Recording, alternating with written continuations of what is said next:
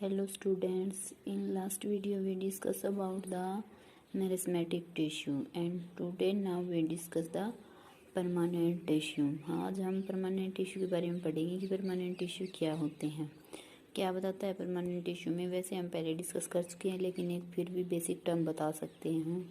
After differentiation होने के बाद में परमानेंट टिश्यू परफॉर्म होते अपना कार्य करते हैं। ये परमानेंट टिश्यू प्लांट के मेजर पोर्शन में परमानेंट टिश्यू ही प्रेजेंट होते हैं।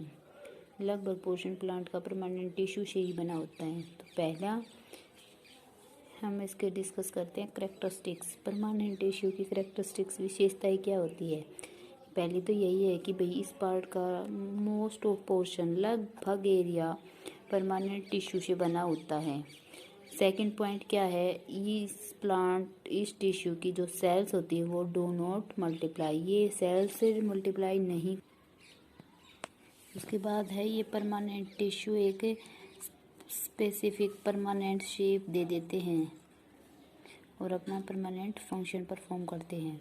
उसके बाद में ये टिश्यू लिविंग भी हो सकते हैं और डेड भी हो सकते हैं। लिविंग और डेड दोनों कंडीशन में मिल सकते हैं। फिफ्थ पॉइंट क्या कहता है कि जो ये सेल्स होती है वो थिन वाल्ड होती है। उनकी वाल्ड कैसी होती है, पतली और मोटी दोनों हो सकती हैं भाई।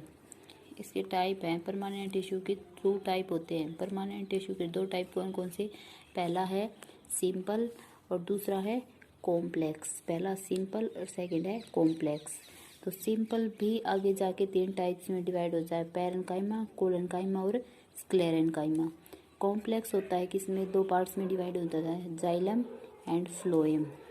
तो आज हम बात करेंगे सिंपल परमानेंट टिश्यू की। देखो सिंपल परमानेंट टिश्यू क्या होते हैं, ये वो टिश्यू होते हैं जो कि किससे बने होते हैं, अपनी जैसी सिमिलर सेल से बने होते हैं जिनका सेम ओरिजिन होता है और सेम फंक्शन। जिन सेल का सेम फंक्शन और सेम ओरिजिन होता है उन्हीं सेल से जो टिश्यू बनते हैं उन्हें हम क्या कहेंगे, सिंपल परमानेंट टिश्यू। ये आगे जाके 3 पार्ट्स में डिवाइड हो जाते हैं। सबसे पहले है पैरेन्काइमा, फिर कोलेन्काइमा एंड द स्क्लेरेन्काइमा। तो अब हम देखते हैं पैरेन्काइमा। पैरेन्काइमा क्या होता है, पैरेन्काइमा क्या होता है, ये मोस्ट ऑफ पार्ट्स में डिस्ट्रीब्यूट होता है। जैसे कि रूट्स में प्रेजेंट होता है, स्टेम में, लीव्स में, फ्लावर्स में और फ्रूट्स में भी प्रेजेंट होता है। और जो प्लांट से सेल के जो इंटरनल पार्ट्स होते हैं उनके अंदर भी पैरेन्काइमा प्रेजेंट होता है। जैसे कि एपिडर्मिस, कोर्टेक्स, एंडोडर्मिस, इन सब में क्या होता है, पैरेन्काइमा प्रेजेंट होता है।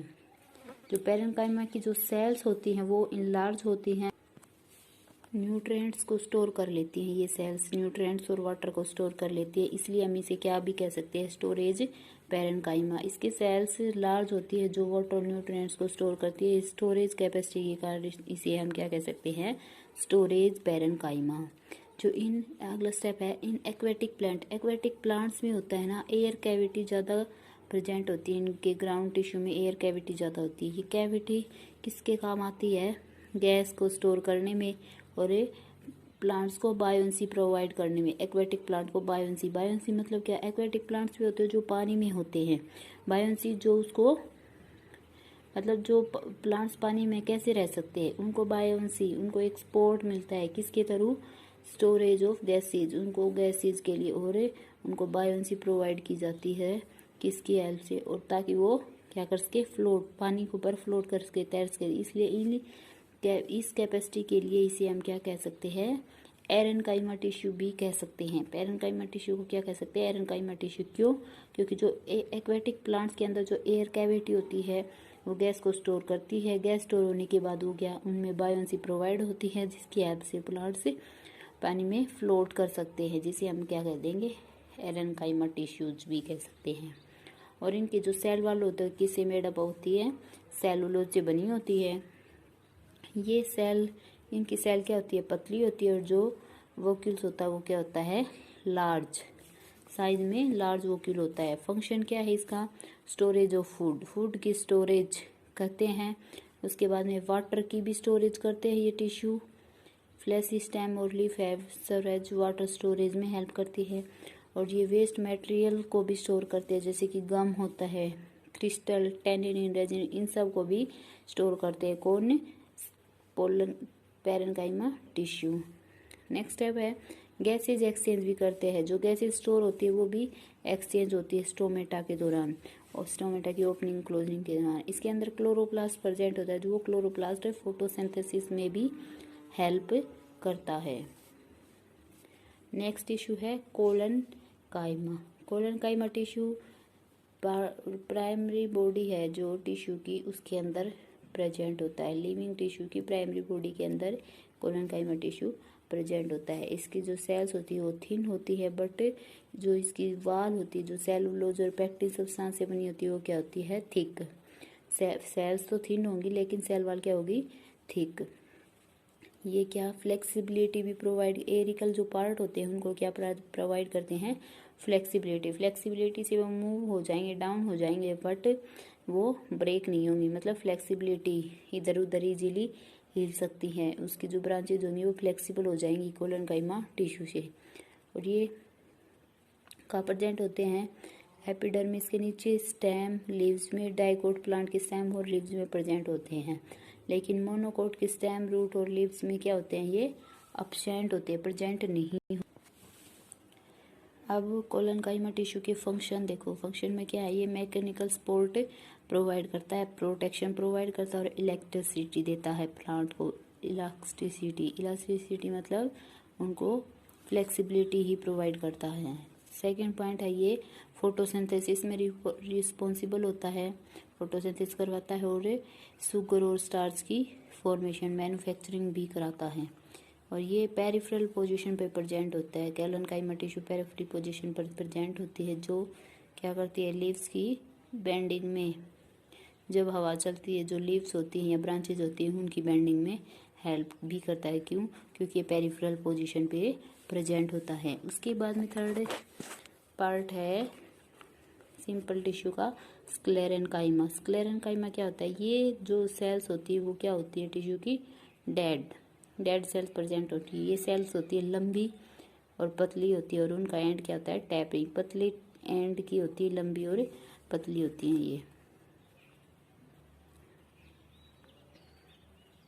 और जो इनकी सेल वॉल होती है वो क्या होती है, थिक, मोटी होती है।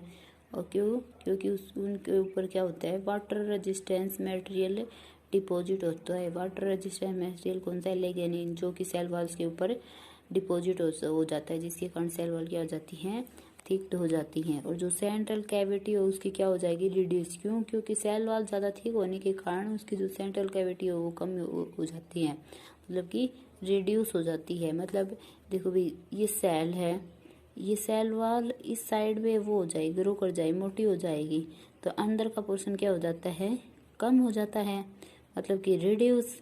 इसलिए बोला गया है कि सेंट्रल कैविटी रिड्यूस हो जाती है जब सेल वॉल की थिकनिंग होती है। तो स्क्लेरेनकाइमा टिश्यू के दो टाइप है, पहला है फाइब्रस, सेकंड है स्क्लेरेड। फाइबर्स क्या होते हैं, ये थिन वॉल होते हैं, बिल्कुल थिन होती हैं।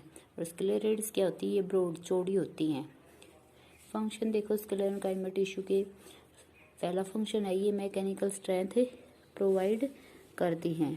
उसके बाद सेकंड है ये प्लांट के हार्ड पार्ट में, स्टिफ और हार्ड पार्ट में प्रेजेंट होती है, जैसे कि कोकोनट के हस में जो टिश्यू प्रेजेंट होता है, पेड़ की बार्क में, नट्स की वॉल्स में, और जो लीफ की वेन्स होती है उनके अंदर भी प्रेजेंट होता है। And this simple permanent tissue यहाँ पे कंप्लीट होता है। कल हम करवाएंगे कॉम्प्लेक्स परमानेंट टिश्यू, जिसके 2 टाइप पड़े हैं, जाइलम एंड फ्लोएम। इसे रीड कर लेना और इसके नोट से राइट डाउन कर लेना।